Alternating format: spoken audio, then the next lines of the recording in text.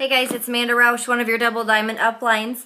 Just wanted to make a video today. I haven't done this in a while, and I just have a few things that I want to touch base with you on to help a lot of our newbies get their businesses launched, help a lot of the people that feel like they're stuck in a rut, and then also just speak from the heart on a few things that I think have been constantly brought up on the Rapstar page. I think just need to have a little bit of answers for. So anyway, one thing I've seen a lot on the Rapstar page is people asking all the time, how do I get more distributors? How do I get more loyal customers?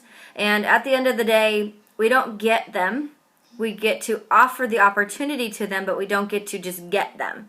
But I will tell you that the more that you talk about either one is the rate at which you are going to sign either one.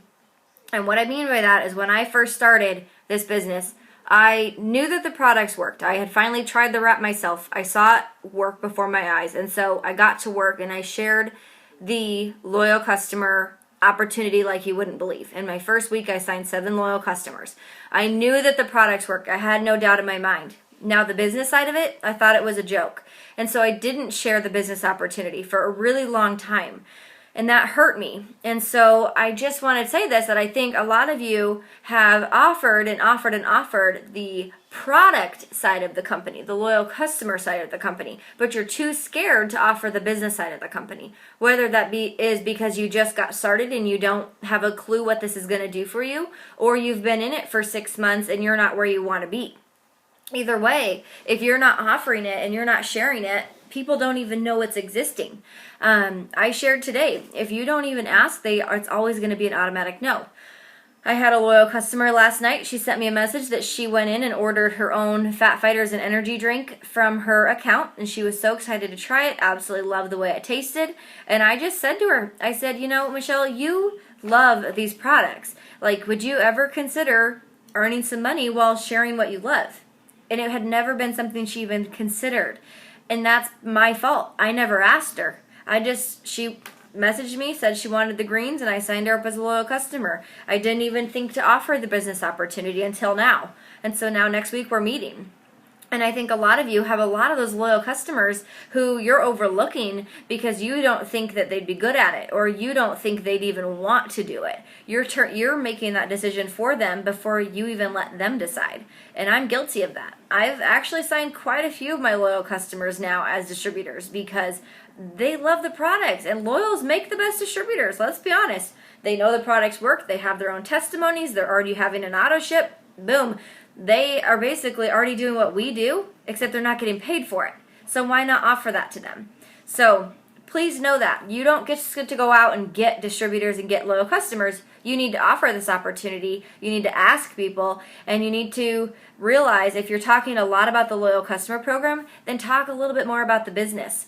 Now, for those of you who are sitting here thinking, well, I only made $20 last month, nobody's going to want to join because I made $20, then share somebody else's story that's been successful. For the first year of my business, I didn't talk about what the business had done for me because it didn't do much for me at that point. I was, promoting and losing the rank, But instead, I knew that Sarah Seymour was a diamond, almost double at the time. And I remember being so surprised when she had told me that's what she was making. And I remember telling people, guys, this is somebody I actually know. I work with her mom, and she's making $2,000 a month.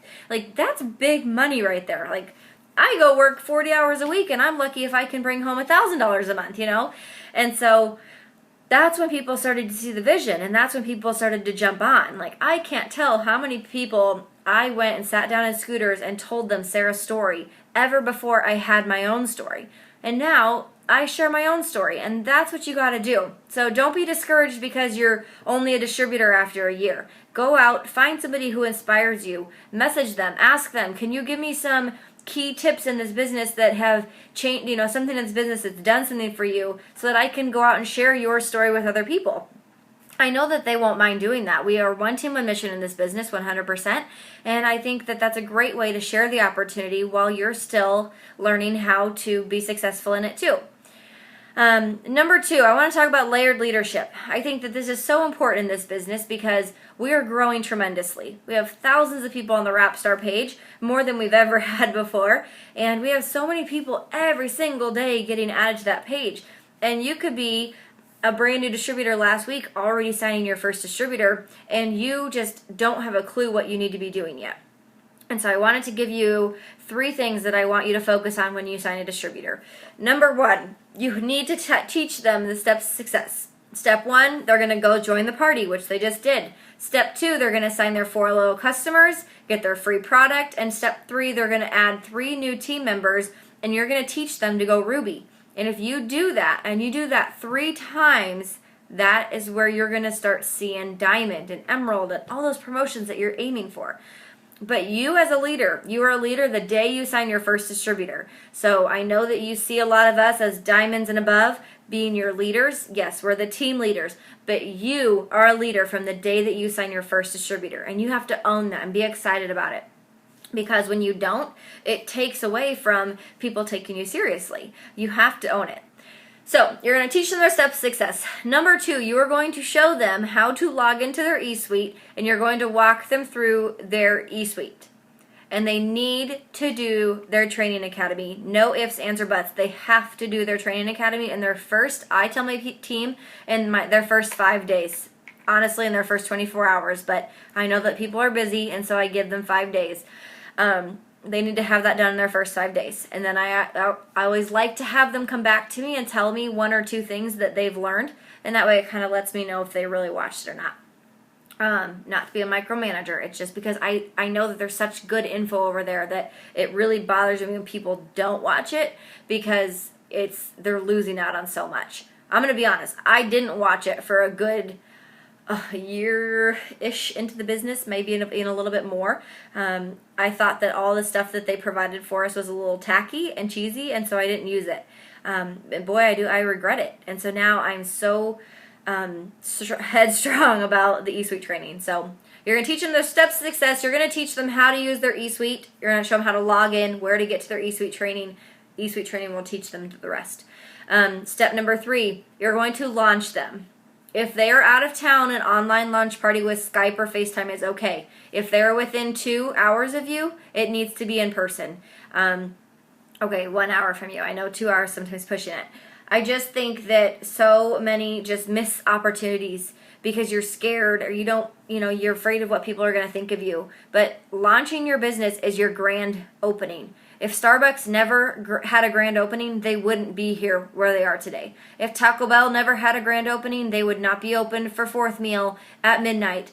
You get what I'm saying. Grand openings, launch parties are so important. And you, as the enroller, it's your responsibility to be there and to also present at their first party and then teach them how to do the same thing.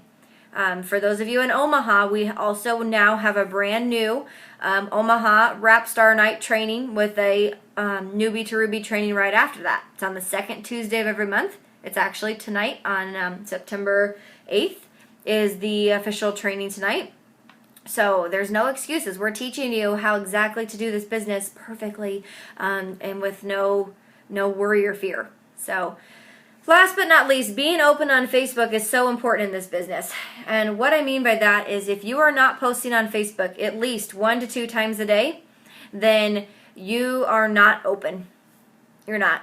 My business opens at 8 o'clock every morning for my Facebook. Whether or not I'm answering text messages back right away, but I always make sure that I have a message or a post set to run at 8 in the morning.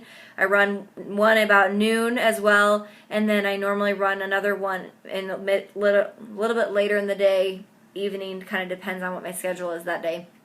One post of the day is always about how the products affect me or how I use them. One is a funny post, a question post like today. It was, which gym shoes should I get? And then also the third and final one normally is about the business, what it's done for me or what it's done for somebody else, or hey, my husband and I went out to sushi tonight, thanks Rap Cash, whatever it might be. And then I try to always post something inspirational, something nothing to do with It Works, something with my family, something to do about my dogs, nothing It Works related. I just kind of mix it up that way. But yeah, I really want to just make sure you guys aren't being salesy on Facebook. Please don't post prices and this is for sale or this costs this much or the loyal customer's a 3-month commitment. It just doesn't go over well. People don't want to have advertisements. They want you to be thoughtful. They want you to share your journey. They want you to share what the products have done for you. They don't want to see salesy posts. Farrah Monte Calvo just posted this picture. I really like it. It says, just got home from the gym, showered up and slapped a wrap on. I've got plenty of time to relax and drink water today, although you truly only need 45 minutes. Why is it that appliance people are the only people on earth who are allowed to schedule the type of appointments where they tell you they'll be there between noon and 4? So basically she's just sharing how she's going to get tight and toned and firmed while she's waiting for somebody to show up at her house over the next 4 hours. I feel for her because we have Cox Cable coming and I'm home all day waiting for them. But she's showing how she's using the wraps. Nothing about that said these are $25, but she's sharing that when they're home, stuck at home, that they can wrap too. So that's a great post to share how you can use these products without being salesy. Another one, a good example is you drank an energy drink and you went to the gym and you were able to, knock out 12 push-ups instead of 5 because it gave you that kind of energy. Whatever it is, be creative. Don't be duplicating every single person. Make sure you're changing it up, using your own thing. Another big thing is quit sharing things.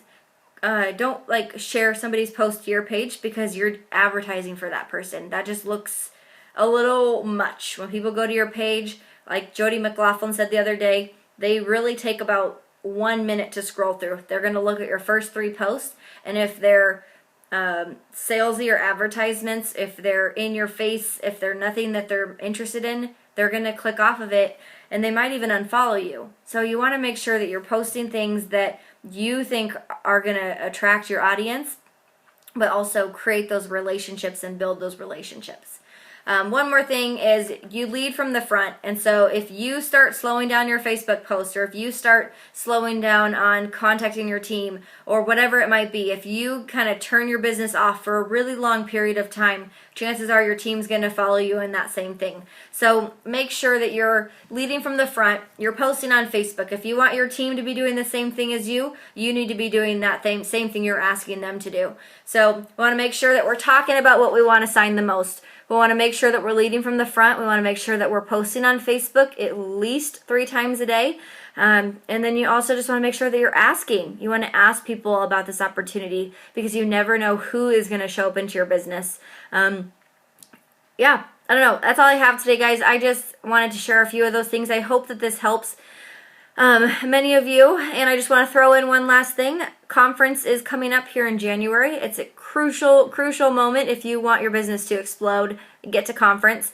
I've had people tell me, I just don't think I'm going to be able to afford it. And my response is then for Christmas this year, I really want you to, instead of asking for that new iPod or that new jacket that you saw, ask your friends and family if they could give you, Visa gift cards or cash or something like that. And share with them why. Share with them that you want to go on this life-changing trip and that would be something that you would really like for Christmas. So no excuses. We're taking this to a whole nother level, guys. We have conference in January. Let's just fight through these next few months. This is not slow season if we don't let it be.